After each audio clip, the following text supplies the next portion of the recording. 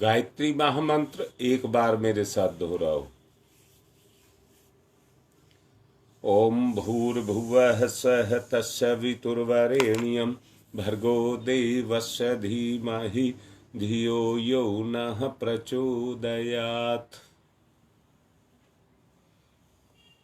कल आपसे दोबारा से चर्चा करने का प्रयास किया जा रहा था प्रमाण, विपर्य,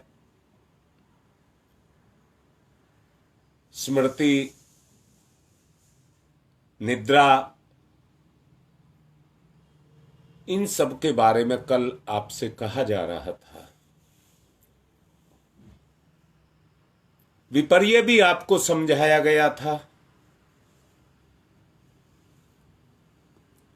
अब मैं आपसे पूछ रहा हूं, उच्च विचार कितने सुखद होते हैं? सवाल किया है मैंने, उच्च विचार कितने सुखद होते हैं?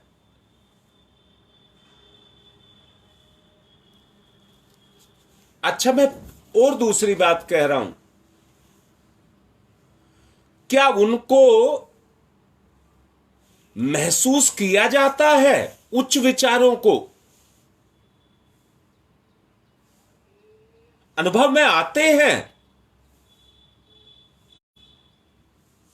अगर अनुभव में आते हैं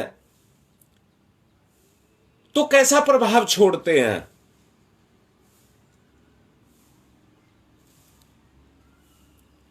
उन विचारों से अपना अंतःकरण उल्लसित होता है। यही प्रमाण है, जिंदगी का प्रमाण यही है।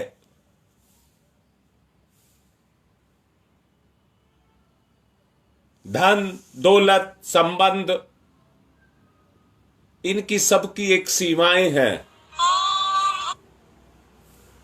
इनकी अपनी सबकी एक सीमाएं हैं। ये एक सीमा तक सुख आपको दे सकते हैं,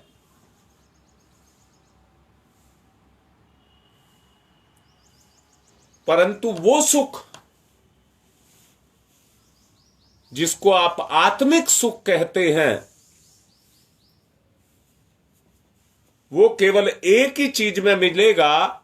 उनको कहते हैं उच्च विचार। अच्छा, जरा सोचो,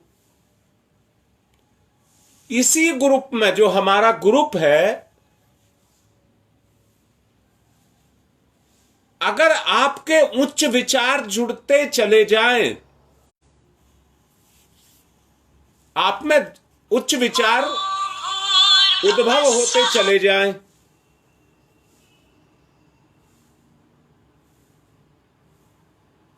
तो ये ग्रुप एक ऐसा ग्रुप बन जाएगा जिसको आदर्श बोलते हैं।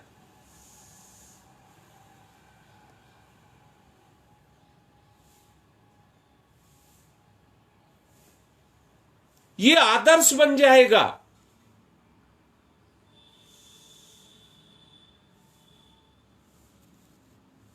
संतोष, आनंद, पवित्रता। संतोष, आनंद और पवित्रता, सौम्यता और सात्विकता,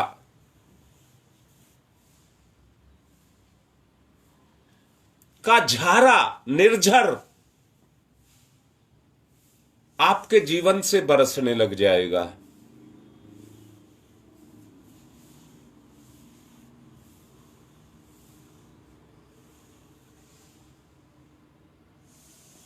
अभी जिस दौर से हम गुजर रहे हैं,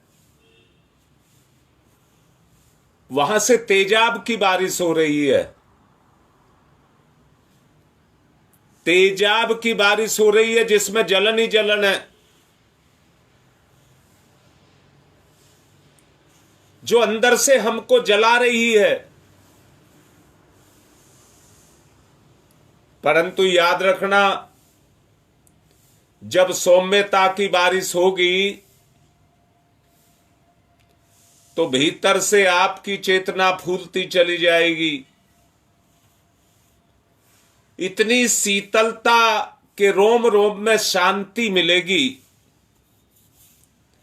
इतनी शीतलता के रोम रोम को शांति मिलेगी, पुलकित हो जाएगा। संयम, सदाचार, शारीरिक और मानसिक बल में आश्चर्यजनक वृद्धि करते हैं।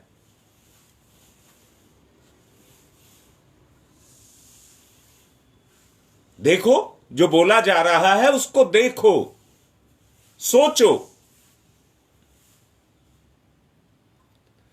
प्रेम और सद्भाव, प्रेम और सद्भाव, मैं दोबारा से बोलूं, प्रेम पुरुष, सद्भाव स्त्री, दोनों का योग हो जाएगा। दो आत्माएं जुड़ करके परमात्मा के विराट स्वरूप को प्राप्त होने लग जाएंगी। बेटा, अभी प्रवचन का समय है, ये बातें बाद में पूछने की हैं। अभी जो बात मैं कर रहा हूं उस बात को करो। यज्ञ निश्चित रूप से होगा, इसमें पूछने की जरूरत नहीं है। कल यज्ञ निश्चित रूप से होगा।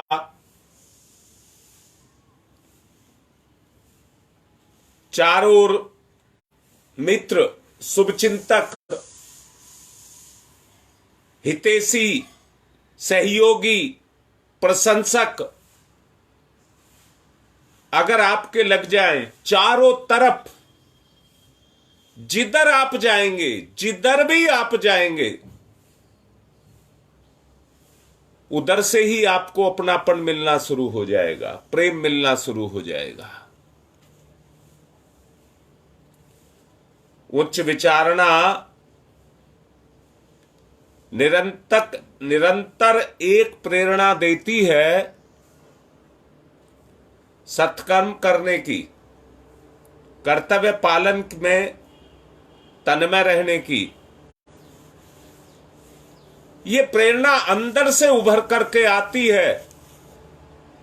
मैं किसका क्या भला कर दूं, मैं किसका क्या भला कर दूं। ये प्रेरणा क्रिया पद्धति को ऐसा जन्म देती है कि जिसके अंदर वो आत्मीयता का प्रभाव बरसना शुरू हो जाता है।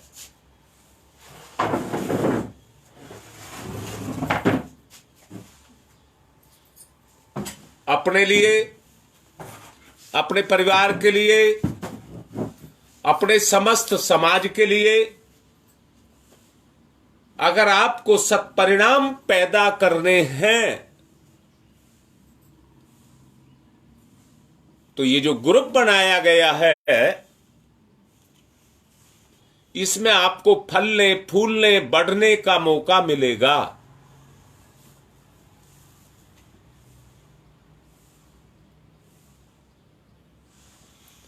स्वार्थ का दायरा नहीं रहना चाहिए। अरे घुलने के लिए, मिलने के लिए कोई तो आधार चाहिए। चीनी को घुलना है तो पानी चाहिए, दूध चाहिए, लिक्विड चाहिए, वो तो चाहिए कि नहीं चाहिए, किस में घुले।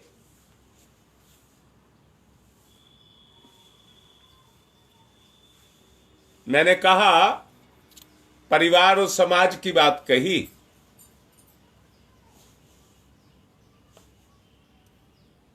अगर हमारी घुलन मिलन की प्रक्रिया शुरू हो गई, परिवार से सद्भावनाएं मिलेंगी, समाज से आपको आदर मिलेगा, सम्मान मिलेगा। अच्छा, ये बताओ कौन नहीं जानता इस बात को? इस बात को कौन नहीं जानता है? बिल्कुल बेटा, ये गुण ही आत्मिक शांति के लक्ष्य है, मैं बिल्कुल स्वीकार कर रहा हूं। परंतु वो जो विचार मैंने कहा, उच्च विचार की बात कही, वो कहां से आएंगे?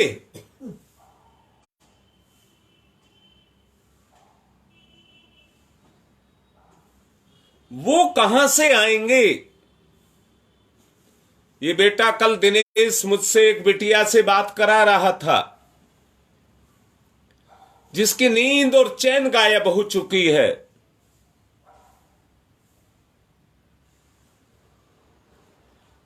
और मैंने इसको कहा था मैं कर सकता हूं, परंतु तभी तो होगा जब दोनों मिलकर के एक बात को पर तय हो जाए, एक बात पर टिक जाएं, तभी होगा। उससे पहले कुछ नहीं होगा। आज की स्थिति आदमी की यह है, मैं कुछ नहीं करूंगा, करके दे दो मुझे। उससे कुछ होने वाला नहीं है।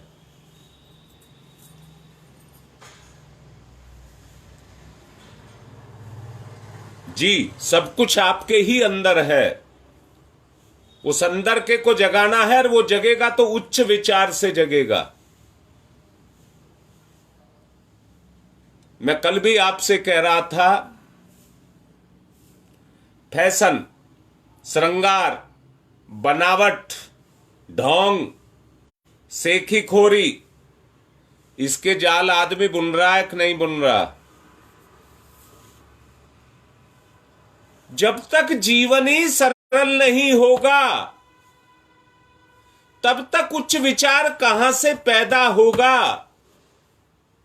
आदमी अपने शरीर को सजाने में लगा हुआ है, आत्मा को नहीं। मैंने 2 दिन से सम्मान की बात भी कही थी कि मुझे मालाएं पहनाई गई, और मैंने कहा ये मेरे शरीर की गर्मी को पाकर के मुरझा जाएंगी। परंतु जो बात अभी आपको समझा रहा हूं, सहयोग, सहकार, अपनत्व, प्रेम, ये जब चारों तरफ से निर्झरनी के रूप में आपके ऊपर बरसने लग जाएं, तो आप खुद कल्पना करके देखिए उस समय हमारी अवस्था क्या होगी। उस समय की अवस्था को की जरा कल्पना करो। बना बनाया बच्चा चाहता है लगी लगाई फैक्ट्री मुझे मिल जाए, और उसके एसी में ऑफिस में जाकर के बड़ी सी कुर्सी पर जाकर के मैं बैठ जाऊं। परंतु कुर्सी पर तो बैठ जाएगा, बाप की दौलत है, कुर्सी पर तो बैठ जाएगा, परंतु उसको चलाएगा तो योग्यता से ही। वो योग्यता हमारे अंदर होनी चाहिए। वो योग्यता हमारे अंदर होनी चाहिए। आएगी किससे? उच्च विचार। अपने विचारों को ऊंचा करना पड़ेगा। मैं दोबारा से कहता हूं, 2 व्यक्ति लोभ के कारण, दोनों लोभी हैं, लोभ के कारण आपस में जुड़ जाएंगे। सामने सामने तो जुड़े हैं, परंतु दोनों के मन में एक चीज आ जाएगी, यू भी लोभी मैं भी लोभी। पता नहीं मुझे कहां पटकनी खिला दे, क्योंकि बुराई है। पता नहीं मुझे कहां पटकनी खिला दे, सरलता नहीं रहेगी, चालाकी आ जाएगी, और चालाकी आ गई तो बंधन आ गया। उच्च विचार यानी कि सौम्यता को लाएगा, सात्विकता को लाएगा, सहयोग को लाएगा, श्रृंगार को नहीं लाएगा, फैशन को नहीं लाएगा, दिखावे को नहीं लाएगा, बनावट को नहीं लाएगा। आप किसी के साथ जाल नहीं बुनेंगे। आदमी बड़ा बनने की सोचता है, परंतु बड़ा इसलिए बनने की सोचता है कि दूसरे को दबाया जाए। ऐसे व्यक्ति भ्रम के जाल में फंस करके पैसा तो खूब कमाते हैं, परंतु इज्जत को बचाने में उसे खर्च करते रहते हैं, पानी की तरह से बहाते रहते हैं। किसी तरह से अपनी लाज को बचाने के लिए उन दीवारों को मजबूत करते हैं जो कच्ची मिट्टी की बनी हुई हैं, कागज की बनी हुई हैं। पैसा ही सरलता और सज्जनता लेकर के नहीं आता। पैसे को लेने के लिए तो इनको खोना पड़ता है। सरलता और सज्जनता को खोना पड़ता है। वाणी या व्यवहार से जो दूसरों पर हर तरीके से अपना रोब गांठना चाहता है,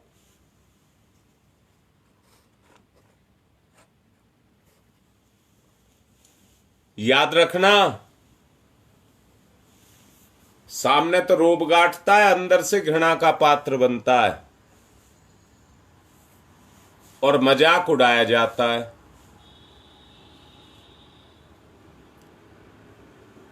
बोलो, इस सच्चाई पर आपको विश्वास है? दिखावट, बनावट, मिलावट जहां पर होगी वहां पर स्थिरता नहीं होगी।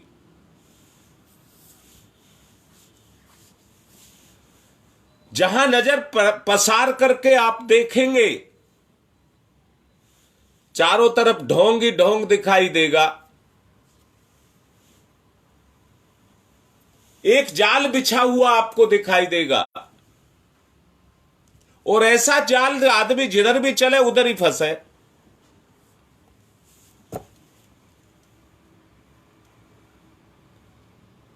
मुझे बताओ, क्या ये आदमी का ओछापन नहीं है? क्या ये आदमी का ओछापन नहीं है? है तो मैं कह रहा हूं तुम छोड़ दो। अगर आपको साधना बताई गई है तो वो साधना तब तक क्रियाशील नहीं होगी जब तक इस ढोंग को हम नहीं छोड़ेंगे। ये साधना तब तक क्रियाशील नहीं होगी, सरलता ही नहीं आएगी।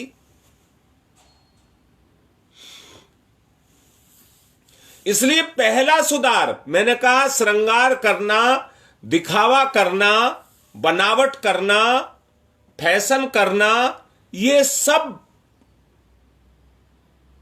एक जंजाल है जिसमें जीव फंसा हुआ है। बाहर निकलना पड़ेगा। ओछापन इतना ज्यादा बढ़ गया है कि उसे छिपाने के लिए रंग बिरंगे आवरणों को बेहद जरूरत के रूप में अनुभव किया जा रहा है। बढ़ती हुई कृत्रिमता सरलता को खा रही है, नीचा दिखा रही है, अपने आप को बढ़ाती चली जा रही है। अंदर से देखो,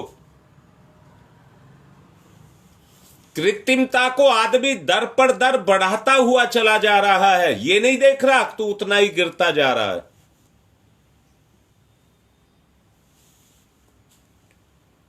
अब दूसरी बात कहता हूं।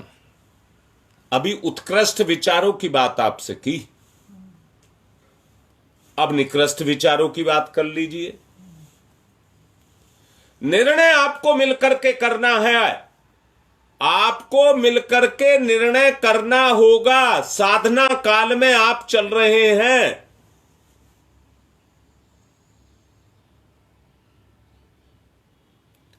अगर आप साधना कर रहे हैं और सरलता नहीं आई, आपकी चेतना नहीं जगी,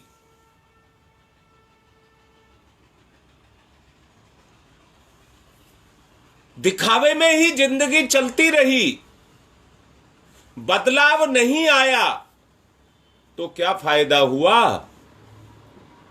मैंने कहा था ध्यान करोगे, मंथन करोगे तो निकल करके आएंगी। जब समुद्र मंथन हुआ था तो उसमें एक रत्न जहर भी निकला था। और मैं कह रहा हूं आप मंथन करेंगे तो आपका एक रत्न निकल करके आएगा, जिसको पाप कहा गया है। मंथन से घी निकलता है, निचोड़ पैदा होता है। क्या करना चाहिए, क्या नहीं करना चाहिए, हम बात कर रहे थे उत्कृष्ट विचारों की। अब जरा निकृष्ट विचारों की भी बात कर लें। निकृष्ट विचारों को अपना करके हम तरह तरह के अनाचारों, अपराधों उनको जन्म देंगे, तरह तरह के। मनय क्षेत्र में डाले हुए वासना, तृष्णा, लालच, छल, प्रपंच, ईर्षा, द्वेष, मद मत्सर के जो विचार हैं वो दूसरों का हित नहीं करेंगे, अहित करेंगे और अपना स्वार्थ सिद्ध करने की बात को करेंगे।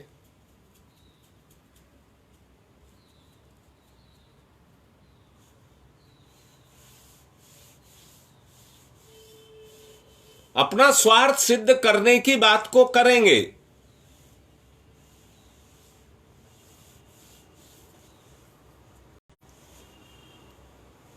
ये मनोवृत्तियां क्षणिक और सामयिक होती हैं।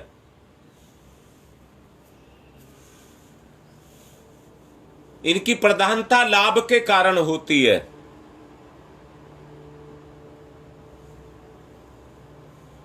तात्कालिक लाभ, वर्तमान का लाभ अगर हमको प्राप्त करना है तो इस वृत्ति से हम लाभ प्राप्त कर सकते हैं।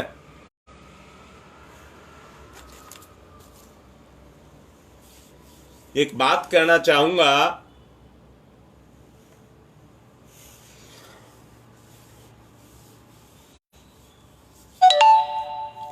पहले दिनों हृदय की गति को वैद्य लोग नाड़ी पकड़ करके देख लेते थे और हृदय की गति से मैंने यहां तक देखा कि वो ये बता देते रात को आपने इस तरह की चीज खाई है।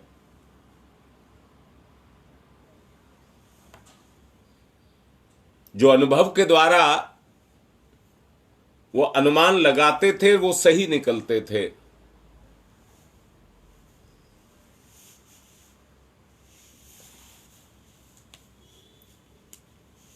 परंतु बीच में एलोपैथी ने इतना जोर मारा है, आज भी वो चरम सीमा पर है।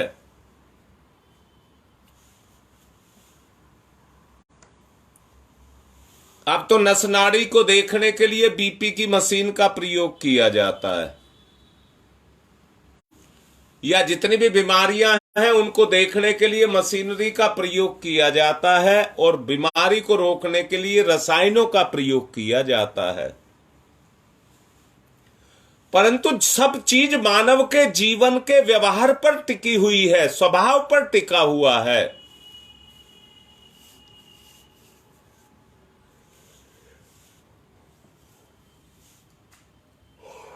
इंसान की जिंदगी में भगवान ने किसी तरह की कोई कमी नहीं दी है। इंसान अपनी इच्छा से, अपनी मनोवृत्ति से स्वार्थ में प्रवृत्त हो जाता है और इन मनोवृत्तियों में केवल अपना ही सामयिक लाभ को देखता है। अपने दुर्व्यवहार से औरों की कितनी नुकसान करता है, उन्हें कितना कष्ट पहुंचाता है, और खुद कितना असंतोष भोगता है।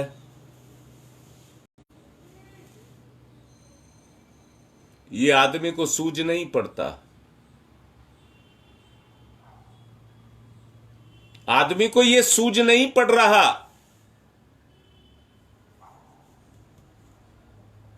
संकीर्ण स्वार्थपरता व्यक्ति को स्वयं आत्मग्लानि पैदा करती है, आत्म प्रताड़ना मिलती है, क्षोभ, असंतोष, उद्वेग, पश्चाताप उसकी आग में जलाती है। ऐसे द्वेष भरे हुए, दुर्भाव से भरे हुए अंतःकरण में संतोष और शांति कहां मिलेगी? जीवन का उल्लास कहां मिलेगा? लोहार की दुकान की तरह घन की चोट से कानों में कटु ध्वनि ही जाएगी। आग की चिंगारियां, यही दो बातें सुनने और देखने को मिलती हैं। ऐसे लोगों की सभी तरह के कर्म दूसरों को सताते हैं, रुलाते हैं, गिराते हैं, बिसारते हैं और पाशविक अट्टहास लगाते हैं। इन परिस्थितियों में, इस प्रकार के वातावरण में जो व्यक्ति रहते हैं, वो कोई सुख सौभाग्य को जागृत नहीं कर पाते।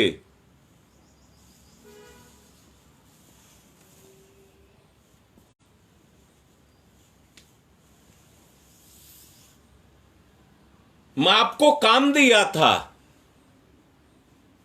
10 मिनट ध्यान का।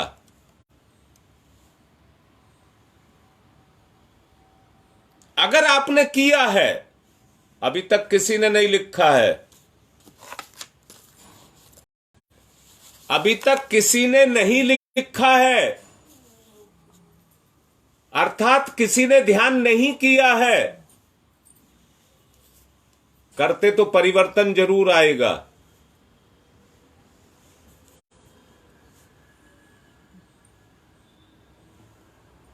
करोगे तो परिवर्तन जरूर आएगा।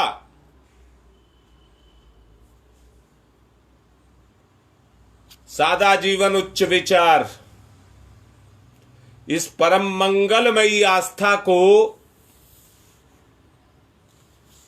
आपने तिलांजलि देकर के रखी हुई है और निकृष्ट विचारों की दुनिया को अपनाया हुआ है। बेटा तो अनुभव नहीं लिखा, परिवर्तन आपने किया, महसूस किया। निश्चित रूप से परिवर्तन आएगा और उतना ही आएगा जितना आप करेंगे।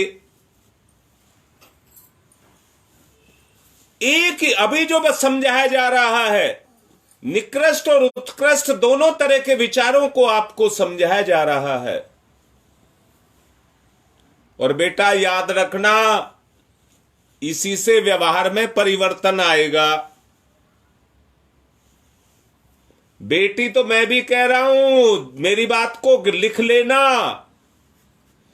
इसी से आपके व्यवहार में परिवर्तन आएगा, निश्चित रूप से आएगा। सब तरफ से आपको सम्मान, अपनापन, प्रेम, लगाव ये मिलना शुरू हो जाएगा।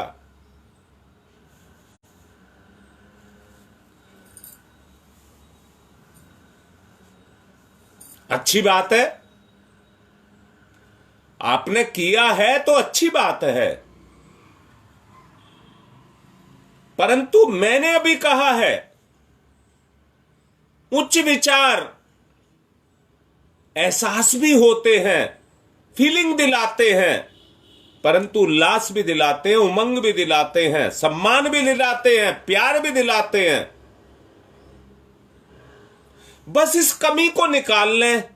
आपने ध्यान तो किया, इस कमी को निकाल लें।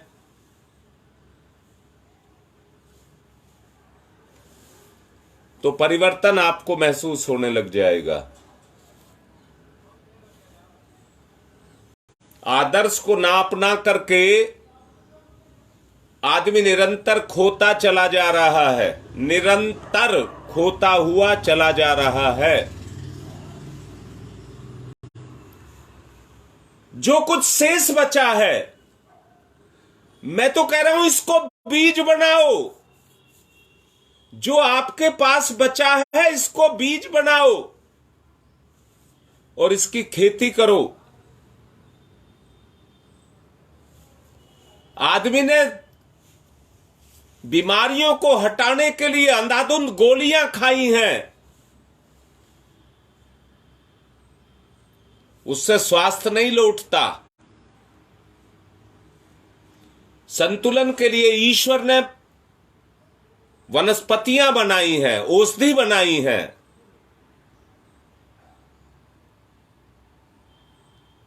संतुलन उसी से बनेगा। जहां तक जीवन के संतुलन की बात है, उच्च विचार से बनेगा।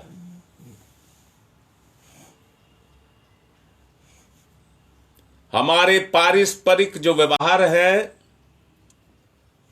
वो कितने रूखे और निष्ठुर होते हुए चले जा रहे हैं। मानो दूसरे का अस्तित्व केवल हमारे निकृष्ट स्वार्थों की पूर्ति के लिए है। हम सब पर अपना अधिकार जमाते हैं, हम सबको प्रयोग करना चाहते हैं। अपने जीवन को बनाने के लिए सबके जीवन को बर्बाद करना चाहते हैं। तो बताइए, विरोधाभास पैदा होगा या नहीं होगा?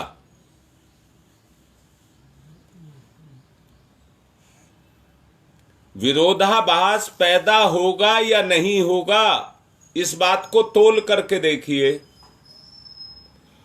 अगर आप उल्लसित होना चाहते हैं, उमंग से भरना चाहते हैं,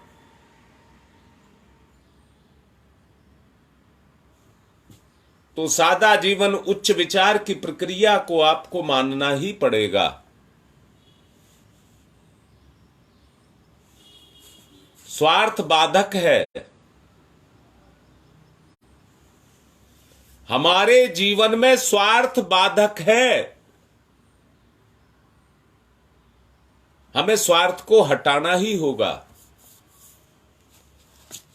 जो हमारे स्वार्थों को में बाधक बनते हैं,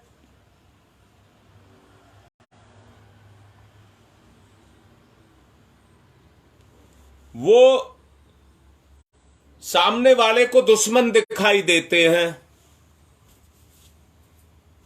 क्रिया की प्रतिक्रिया होती है बेटा। ध्वनि की प्रतिध्वनि होती है, उसको रोका नहीं जा सकता।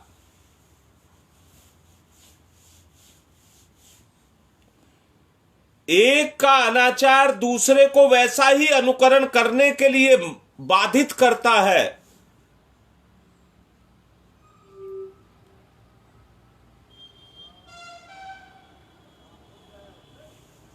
हां बेटा, हर कोई ढूंढ रहा है, तो बताया जा रहा है आपको जैसे मिलेगी। देख लो तोल करके, देख लो बेटा तोल करके।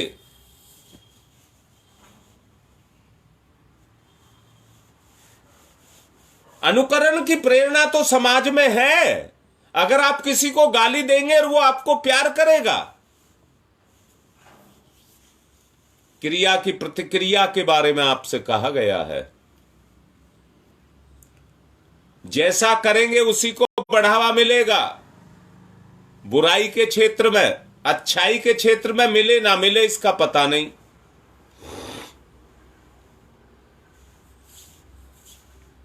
आपको जरूर मिलेगा। अगर आपने किसी का, सामने वाले को आप नहीं कहना हम तो इसका इतना करते हैं, इतना करते हैं, हमें बदले में मिला क्या है, ये नहीं सोचना। सामने वाला नहीं मानता, आपने किया तो आपको मिलेगा। क्योंकि कर्म के विधान सुनिश्चित ईश्वर के द्वारा बनाई गई प्रक्रिया है। भगवान को न्यायकारी कहा गया है।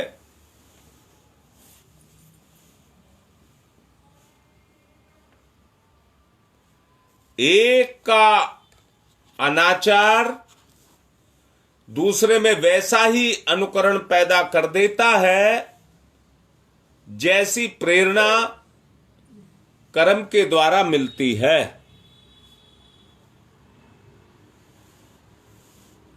और एक दूसरे के रक्त की प्यासे हो जाते हैं। तरह तरह के विधि विधान,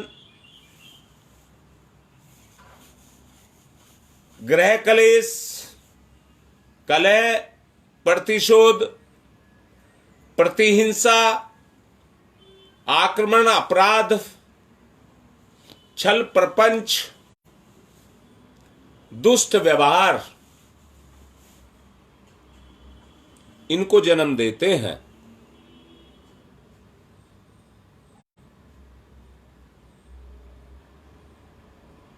इनको देते हैं।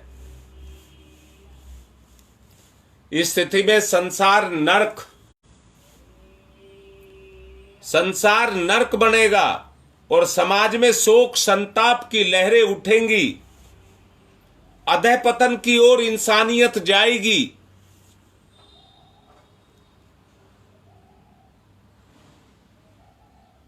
सोचो, निकृष्ट विचारों के कारण। और वैसी ही परिस्थितियां आपके सामने आकर के खड़ी हो जाएंगी जो आपको पतन की तरफ लेकर के जाएंगी। जो परिस्थिति जिनमें से आज आप गुजर रहे हैं, उन परिस्थितियों को देख करके लगता है कि ये दुनिया अब रहने लायक नहीं रह गई। व्यक्ति जब दुखी होता है तो एक ही बात मन में आती है, भगवान उठा ले, छोड़ दे इस जीवन को, भगवान उठा ले। जीवन तो सहयोग सहकार के लिए है। यदि भेड़िए और तेंदुए एक दूसरे को फाड़ खाने के लिए बैठे हैं,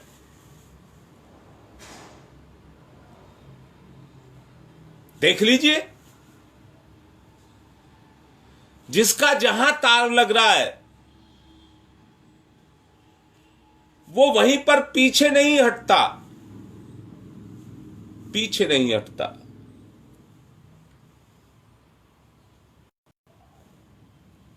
बस एक ही काम अब शेष रह गया है। आपको इसमें से निकलना होगा।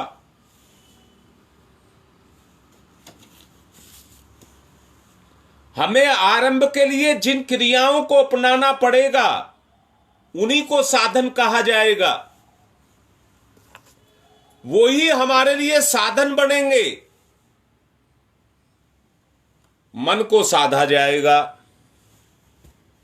मैंने कल भी कहा था, साधन छोटा होता है, साधना बहुत बड़ी होती है। साध्य को प्राप्त करने के लिए हमको त्याग करना पड़ेगा। कई लोग साधन का उपयोग करके इसी को साधना समझ लेते हैं। नहीं, बुराई को हमको छोड़ना ही पड़ेगा। इन उपचारों की जो अभी आपको समझाए गए, इस प्रक्रिया को अपना करके अगर आप चलेंगे तो साधना का उद्देश्य पूर्ण होने लगेगा। और योग की प्रक्रिया आत्मा और परमात्मा का मिलन गुणों के रूप में आपके अंदर सक्रिय हो जाएगा। तरह तरह की मंजिलें आपको दिखाई देंगी, तरह तरह के अनुभव आपको होंगे।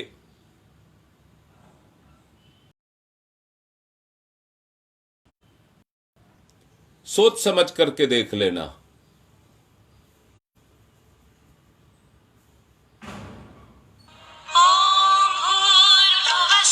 योग में कई तरह के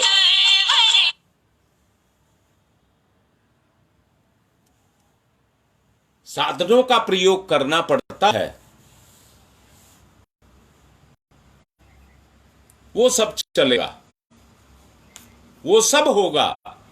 जो ईश्वर के बनाए गए विधान हैं उनको हमको मानना ही पड़ेगा।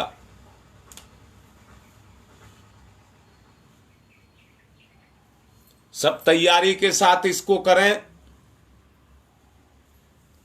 अब योग की बात छेड़ी है तो ध्यान से शुरू की है, इसी को आगे बढ़ाएंगे। आज की बात को यहीं विराम दे रहे हैं। ओम शांति ही शांति ही शांति ही। कल यज्ञ होगा, पूरा सबका अनुष्ठान पूर्ण होगा।